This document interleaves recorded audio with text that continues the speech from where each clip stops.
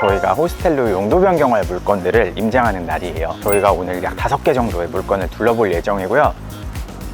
여기 이렇게 조경 조화 잘 해가지고 여기 거지 하나 있구나. 근데 여기 같은 경우는 지금 약간 이도저도 아닌 느낌? 10억 싸게 사면 뭐합니까? 지금 수익성이 하나도 안 나와요. 여러분들이 단순히 부동산 투자라고 생각을 하고 내가 강남에 땅 투자를 하겠다 라고 생각을 하고 호스텔 용도 변경권을 검토하시면 굉장히 위험할 수 있어요. 차라리 땅 투자를 하고 싶으시면 나대지를 사십시오. 쓸데없이 숙박시설처럼 운영 안 해도 돼요. 안녕하세요, 도요식의 김준하입니다. 오늘은 제가 역삼동에 나와 있습니다. 오늘은 지금 이렇게 보시다시피 비가 보슬보슬 내리고 있는데요. 이 와중에 저희가 호스텔로 용도 변경할 물건들을 임장하는 날이에요. 저희가 오늘 약 5개 정도의 물건을 둘러볼 예정이고요. 사실 호스텔 용도 변경은 용도 변경 자체에 인허가 난이도도 어렵지만 인허가가 된다 하더라도 상품성 있게 투자의 관점에서 투자 수익이 좋은 물건을 찾는 것이 정말 어렵습니다. 대부분의 이 강남 지역의 물건들은 연면적이 굉장히 작기 때문에 운영적으로 매출을 낼 만한 공간 자체가 협소한 경우가 대부분이거든요. 그래서 저희가 오늘 볼 물건들은 가격대가 좀 있지만 연면적이 큰 100억대 물건들도 있고, 가격대는 조금 저렴하지만 연면적이 상대적으로 적은 물건들도 있습니다. 그래서 저희가 오늘 현장에서 어떠한 점들을 체크하고 사업적으로 어떤 고민들을 하는지 같이 공부하시면서 영상 확인하시면 좋을 것 같습니다. 같이 가시죠. 용도는 다 협의가 가능한 건가요? 그렇습니다. 4개월에서 한 6개월 정도로 확정이 되어 있고 최대 6개월 내로 조건이 가능합니다. 용도 변경에 대한 것도 당연히 협조가 되는 거죠. 그렇습니다. 알겠습니다. 빈 방이 있어요? 여기는 먹방이구나. 예. 이거는 다 그냥 가볍고 그냥 네, 맞습니다. 조적도 기둥복이죠. 자유롭게 운영하면 되겠다. 계단실은 아니지 이게? 소방 탈출. 소방 관련된 거면 여기는 지금 비상구가 2개로 나눠져 있긴 하네. 아니면은 심지어 완강기가 아니라 외부 계단을 둬도 되는 건지 이런 것들도 한번 볼 필요 있겠네요. 알겠습니다. 대표님 혹시 아까 피난 안내도 찍으셨잖아요. 네. 그 찍으신 이유가 뭐예요? 여기는 근생을 호스텔 숙박시설로 용도 변경을 해야 되는데 소방에 따른 요건이 달라져요. 이 현장 요건에 맞게 저희가 바꿀 수 있는 공간이 있는지 이런 것들 체크했던 겁니다. 3층도 결국 구조 똑같고 네네. 여기는 이제 스프링클러 기계실 좀 봐야 될 거고, 그다음에 지하의 부대 공간 용도 보면 될 것 같습니다. 지하가 넓어서 뭐 스프링클러 저수조 넣을 공간이 없진 않을 것 같아. 그쵸? 괜찮을 수 있겠네요. 그쵸? 이거 그대로 쓸 수 있는지 보면은 우리 사업비 좀 절감될 수 있고. 큰 원룸이구나. 11평 정도 되는 건데 여기를 좀 습식 공간화 하는 것도 가능하겠다. 그쵸? 예. 이거 살리면서 여기서 그냥 구조 많이 안 건들고 예상하는 쪽이 더 나을 것 같은데요. 그러면은 결국 2, 3, 4층에 8개 CC 24개 레이아웃 똑같이 간다고 치면 2층 같은 경우는 섹션을 어차피 우리가 자유롭게 구성할 수 있으니까 필요에 따라서는 좀 더 큰 방 작은 방 섞을 수 있고, 네, 24실 11평 기준으로 한번 승인을 만들어 보고. 지하 공간 크니까 별채탕이나 컨텐츠 이거 넣을 수 6천 있는 넣어도 거. 되겠는데요. 4인 객실 타이트하게 만들고 어차피 객실에 욕조 없어도 돼요, 그러면. 그치? 네, 그럼 아예 대역상으로 해서 료칸 호텔처럼 하게 하면은 상품은 더 좋을 것 같아요. 그래요. 그렇게 되면 2층 같은 경우는 더 쪼개도 될 것 같아요. 그치. 이거보다. 그렇게 나을 것 같아요. 이야, 저희가 모텔을 사게 되면 지어질 당시에는 주로 유흥주점 같은 게 있어서 지하가 이렇게 방치된 경우가 많은데, 이렇게 다가구 같은 경우는 비어있는데 넓은 공간이 생각보다 잘 없거든요. 여기는 굉장히 넓은 공간을 그냥 비워놓으셨네요. 사실 예전에는 반지하도 그렇고 뭐 원룸이 지하에 있는 데도 있었잖아요. 맞아요. 그런 데를 여기도 좀 만들어서 할 수 있지 않나요? 그 반지하를 넣을 수 있는 것도 예전에는 다 됐는데 요즘은 굉장히 까다로워지긴 했거든요. 여기 같은 경우는 지금 1층에 근생이 있고 2, 3, 4층이 아마 다가구였기 때문에 지하도 근생이었을 거예요. 왜냐면 다가구 주택은 3계층밖에 넣을 수가 없거든요. 물론 지하는 또 별도긴 합니다만 최근에는 이렇게 중간에 근생이 섞여 있을 때 잘 인허가를 안 해주는 편인데 여기는 근생으로 쓰였던 걸로 보이네요. 그러면은 레이아웃을 바로 살려서 그냥 가볼 수 있다라고만 되면은 이거 검토 금방 하겠다. 검도 금방 할 것 같습니다. 네. 여기는 상대적으로 아까보다 규모가 작은데 보시다시피 지금 다 비어 있어요. 매각을 위해서 명도를 했는데 신축 수요가 없으니까 팔리질 않는 거예요. 매매는 굉장히 수월한 현장인데 여긴 진짜 지층. 여기 봐봐요. 딱 그 반지하. 여기 이렇게 조경 조화 잘 해가지고 여기 더 지하가 있었구나. 지하인데 1층 같다 이러고 좋아했는데. 경사지라 확실히 옆면적이 되게 좋네요. 이 물건 같은 경우는 또 경사지에 위치해 있어서 건축물 대장상 지하 1층도 실제로 창도 나 있고 지상처럼 활용이 되고 있어서 옆면적에서 좀 유리한 부분이 있는 건물이에요. 3개씩 3개층. 근데 3개 다 널찍널찍하고.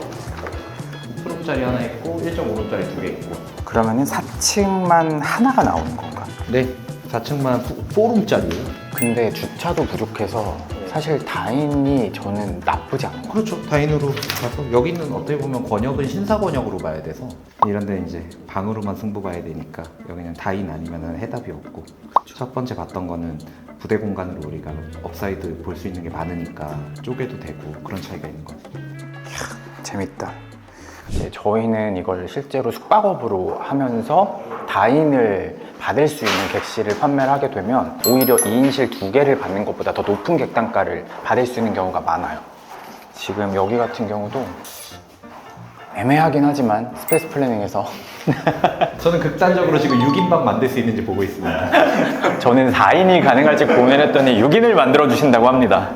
근데 대표님 요즘에 통합 자주 하시잖아요. 네. 근데 처음부터 약간 이렇게 다 공간이 트여 있거나 이러면은 시공비에서 조금은 절감이 되지 않나요? 그럼요. 이런 데는 이제 레이아웃 크게 손보지 않고 객실로만 승부를 봐야 되기 때문에 그리고 또 이 상권에서는 2인 객실의 공급은 좀 그래도 있는 상권이라서 우리만의 변별력을 갖추기 위해서 다인 숙소를 확보하는 게 중요하다. 왜냐면 여기에 있는 스테이 숙소들도 보면 아마 이제 땅값이 비싼 지역이니까 임대료 부담도 높고 해가지고 큰 평형대를 막 이렇게 운영하는 경우가 많지가 않아요. 그래서 큰 평형대의 특징은 다인 숙소를 공급함으로써 경쟁의 블루오션에 들어가는 그런 측면의 베네핏이 있기 때문에 그게 가능하다 그러면 그런 쪽으로 좀 끌고 가는 게 타당성이 좀 더 높아 보일 것 같아요. 야, 또 앤틱하네.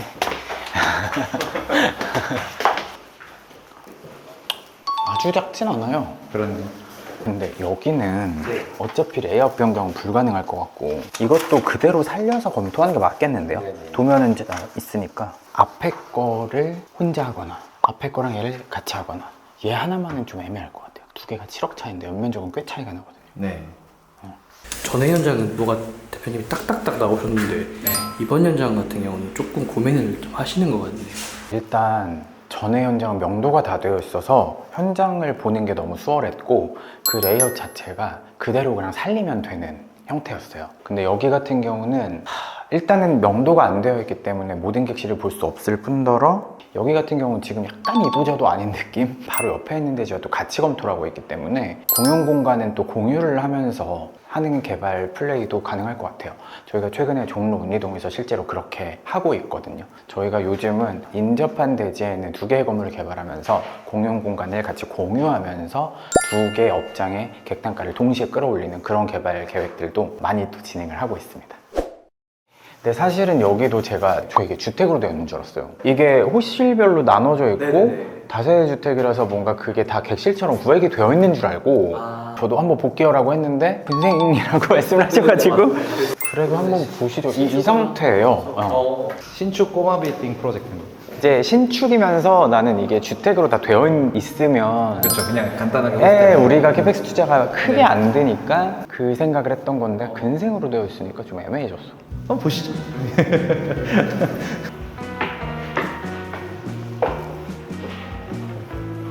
제가 예전에 건축물 대장을 보고 왔기 때문에 다세대 주택이면 대지하늘 공지나 건축선 이슈가 거의 없는 경우가 많거든요. 아마 신축이 되어서 대지하늘 공지 요건을 아마 못 갖추고 있을 가능성이 커요. 대지하늘 공지 요건을 못 갖추고 있으면 저희가 용도 변경이 불가할 것 같아요. 대표님은 이런 건물을 사고를 쓰는 건 어떻게 생각해요? 아, 사옥이요? 뜬금없이. 사옥 좋네요.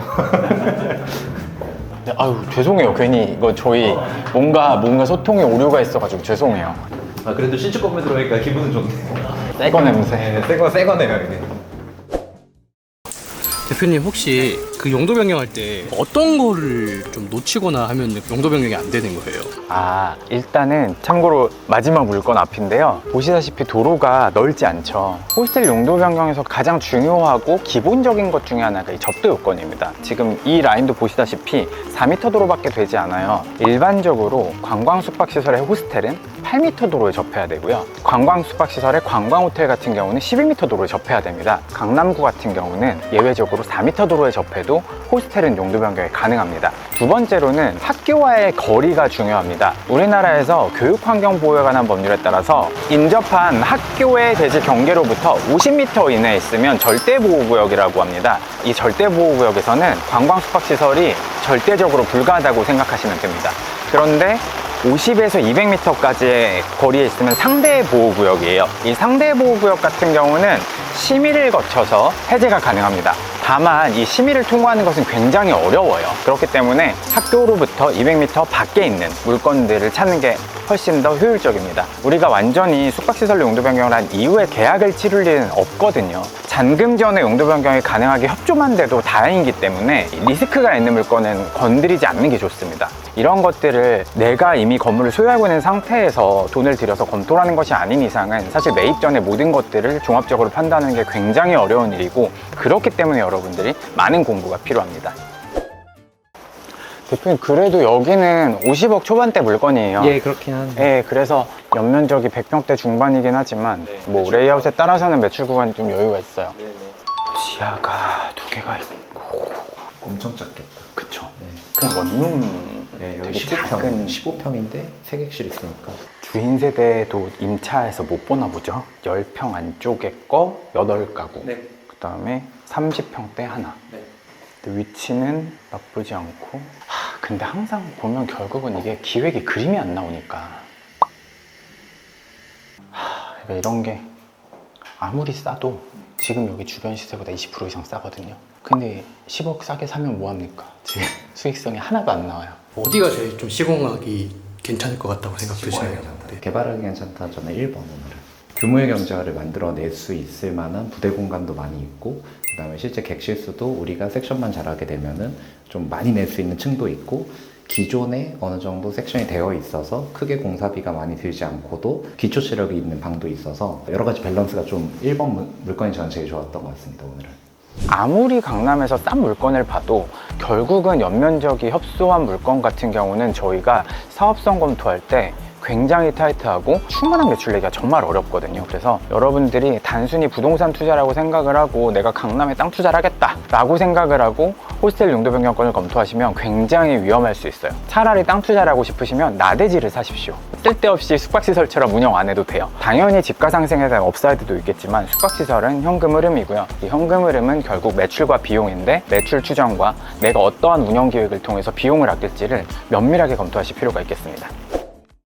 네, 오늘은 저희가 강남 지역에 있는 호스텔로 용도 변경할 수 있는 물건 5건을 둘러봤고요. 이렇게 비가 오는 궂은 날씨에서도 너무 고생하셨습니다. 대표님 어떻게 보셨어요? 5개의 물건 중에 되게 마음에 들거나 또는 검토해 볼 만한 물건이 생겼다는 거에 되게 시간을 쓴 거 대비 좋은 이제 또 소득이 있었다라고 생각하고요. 들어가서 또 열심히 숫자 두들겨 보겠습니다. 사실 호스텔 용도 변경이 인허가적으로는 열심히 검토를 하면 충분히 리스크를 해지할 수 있어요. 하지만 사업성이 나오는 물건은 정말 극히 드물고 100평대 연면적에서는 숙박시설로서 활용할 수 있는 포인트가 굉장히 부족합니다. 그러다 보니까 저희는 오히려 기획적으로 스페이스 플래닝의 역량을 발휘해서 객단가를 끌어올려줄 수 있는 좀 공간이 있는 거 위주로 좀 검토를 앞으로도 하는 게 좋을 것 같습니다. 네네. 네, 오늘은 저희가 이 비가 오는 궂은 날씨 속에서 호스텔 용도 변경할 수 있는 물건들을 둘러봤고요. 어떤 식으로 개발을 하고 어떻게 운영 기획을 하는지 영상을 통해서 앞으로도 공개해 드릴 테니까요. 많은 관심 가져주시고 오늘은 여기서 마무리하도록 하겠습니다. 이상 더유식의 김준하였습니다. 스페이스 플래닝 정우석이었습니다. 감사합니다. 감사합니다.